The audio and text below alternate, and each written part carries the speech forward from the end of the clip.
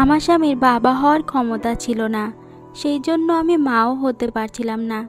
এরপর আমাকে যেভাবে আমার বাবা বাচ্চা দিল, বিয়ের 5 বছর পরেও আমার বাচ্চা হচ্ছিল না। এই জন্য আমার স্বামী, শ্বশুর শাশুড়ি এবং স্বামীর সব আত্মীয় স্বজন আমাকে আটখুরা বলে গালাগালি করত। তারা আমাকে বিভিন্নভাবে কুরুচি সম্পূর্ণ কথা বলতো। এক পর্যায়ে আমার স্বামী আমাকে বলে দিল, এই যে এইবার যদি আমার বাচ্চা না হয় তাহলে সে আমাকে আর রাখবে না, আমাকে তালাক দিয়ে এই বাড়ি থেকে বের করে দিবে। তারপরে বিষয়টা আমি আমার বাবার কাছে খুলে বলি, আর বাবা আমার মুখ থেকে এসব কথা শুনে একদিন রাতে বাচ্চা হওয়ার জন্য আমার সাথে যা করেছিল তা শুনলে আপনাদের মাথা পুরো ঘুরে যাবে। আমার নাম তমা, আমি বর্তমানে প্রবাসে আছি। আমি বিদেশে একটি গার্মেন্টসে চাকরি করি। আমার জীবনে একটি হৃদয় বিদারক ঘটনা আছে, যে ঘটনাটা আপনারা শুনলে আপনাদের চোখের পানি ধরে রাখতে পারবেন না। ঘটনাটি তখনকার, যখন আমার বয়স 14 কিংবা 15 বছর হবে। আমি বাংলাদেশের একজন মেয়ে।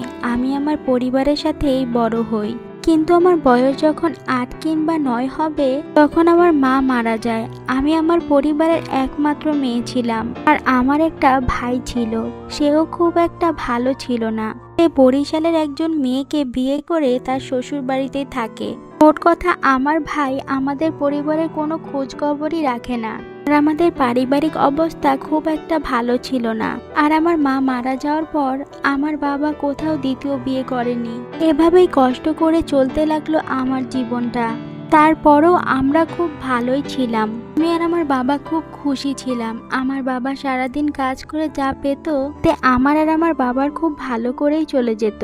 আমার বাবা আমাকে খুব বেশি ভালোবাসতো। আর এভাবেই সুখে দুঃখে আমার জীবনটা চলতে লাগলো। আমি আমার জীবনে খুব বেশি লেখাপড়া করতে পারিনি। আমি মাত্র 8ম শ্রেণী পর্যন্ত লেখাপড়া করেছিলাম। এরপর আমার বাবা সিদ্ধান্ত নিল, যখন আমার 14 থেকে 15 বছর তখন আমাকে বিয়ে দিয়ে দিবে। আমি আর আমার বাবার কথা অমান্য করতে পারতাম না, কারণ আমার বাবা মধ্যবয়স্ক। তাছাড়া আমার বাবা এখন কাজকর্মটাও ঠিক মতো করতে পারে না। তখন আমি চিন্তা করলাম যে বাবার উপর বোঝা হয়ে আর কতদিন থাকবো। তাই আমি সিদ্ধান্ত নিলাম এবং এই বিয়েতে রাজি হয়ে গেলাম। একদিকে আমার বাবা আমার জন্য পাত্র দেখা শুরু করে দিল।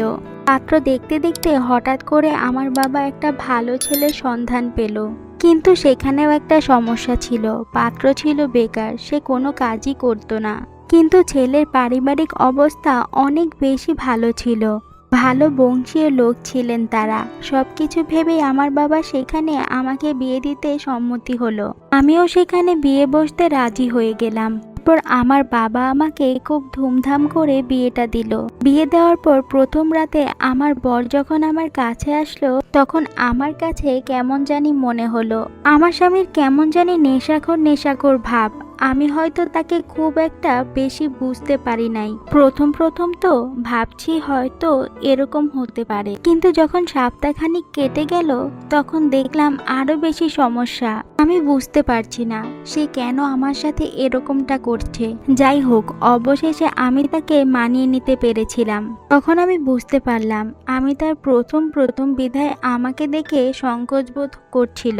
কিন্তু আমি বেশ কিছুদিন দেখার পরেও আমি আমার স্বামীর কাছে কাঙ্ক্ষিত মনের কোনো কিছুই পাইনি।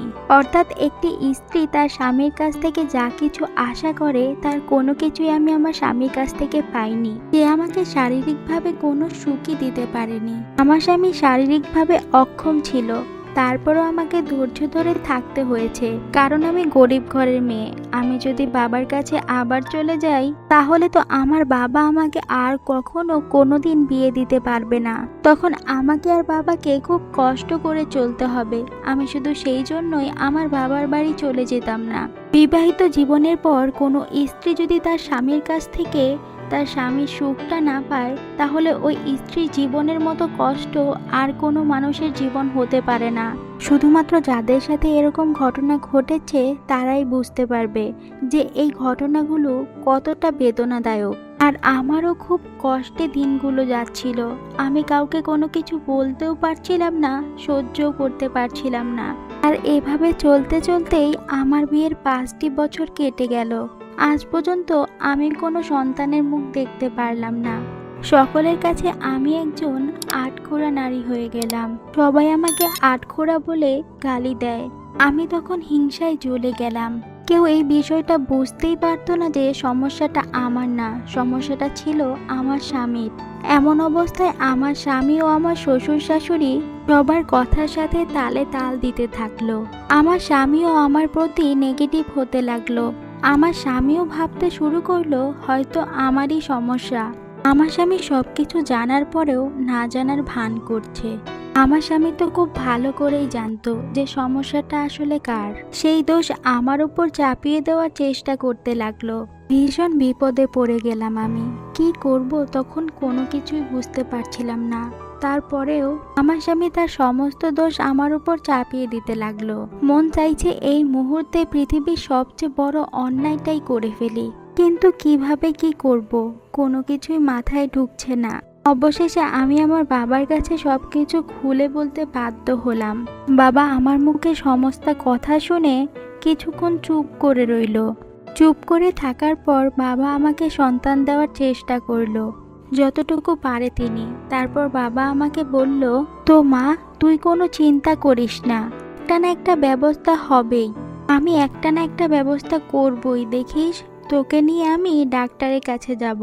তোকে নিয়ে আমি শহরের সবচেয়ে বড় ডাক্তারের কাছে যাব, কিন্তু তারপরেও আমি সর্বশেষ চেষ্টা করে দেব। তারপরে বাবা আমাকে বলল, প্রত্যেকটা মায়ের সন্তান তো মহান আল্লাহ পাকের দান।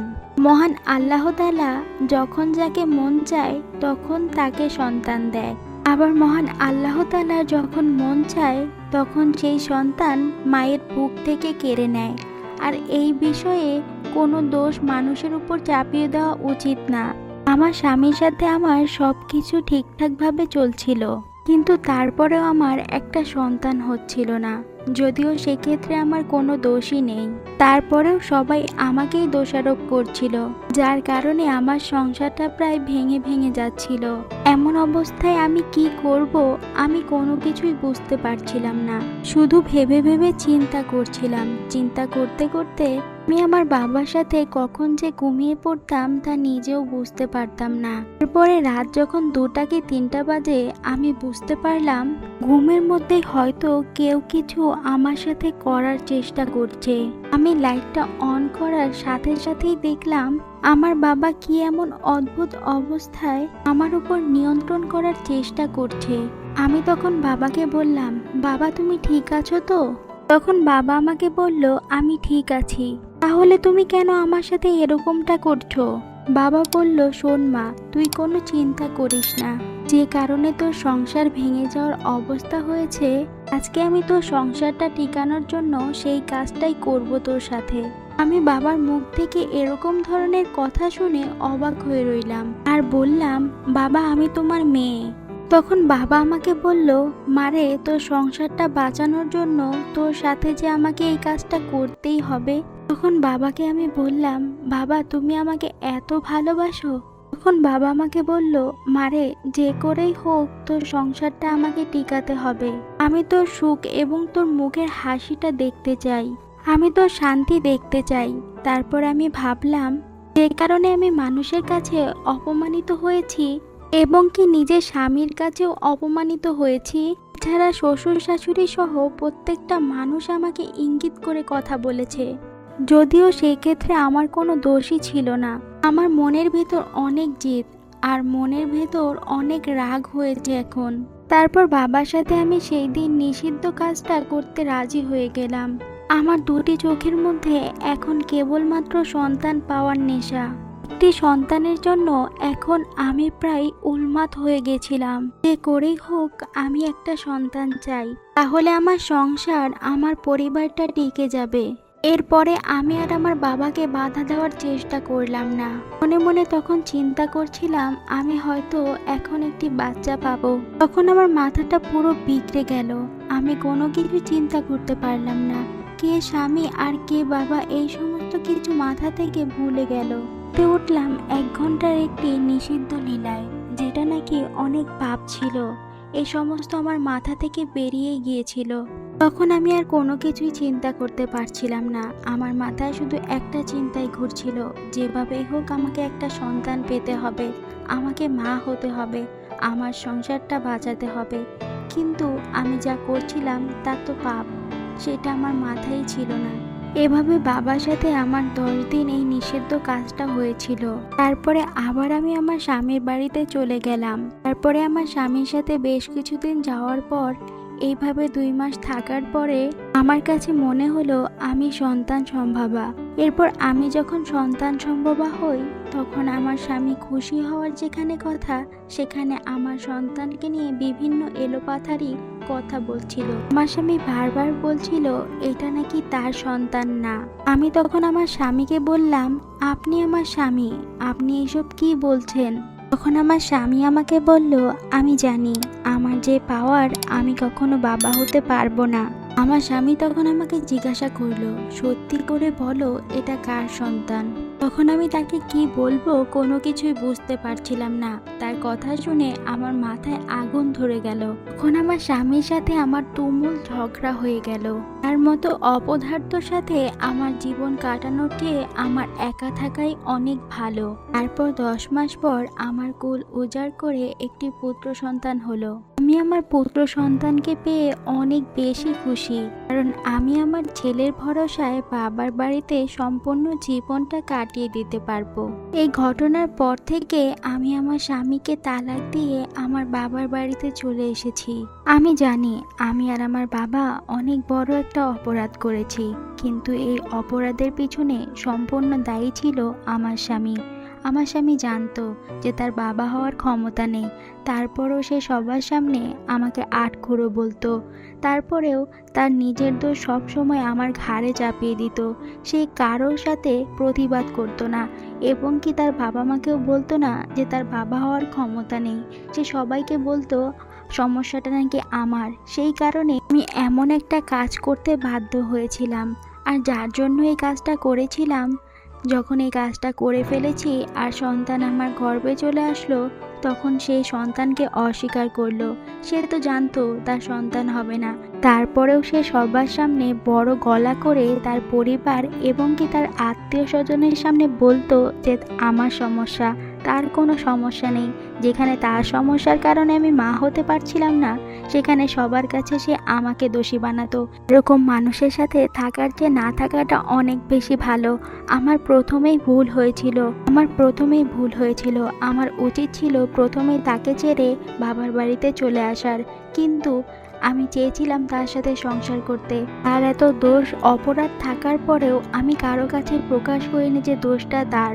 আর বাচ্চা কেন হচ্ছিল না এর কারণ ছিল সে, এই কথাটাও আমি কারো কাছে প্রকাশ করিনি। তো আমার কোনো দোষ না থাকার পরেও সে সবার কাছে বলে বেড়াতো আমি নাকি আটখোড়া। আমার প্রথমে উচিত ছিল এমন স্বামীকে ছেড়ে চলে আসার, তাহলে আমার জীবনে আর এত বড় ভুলটা হতো না। প্রিয় বন্ধুরা, আজকের গল্পটা এখানেই শেষ করছি। আজকের গল্পটা আপনাদের কাছে কেমন লাগলো অবশ্যই কমেন্টস করে জানাবেন। গল্পটা ভালো লাগলে চ্যানেলটি সাবস্ক্রাইব করে বন্ধু হয়ে পাশে থাকবেন। ধন্যবাদ সবাই।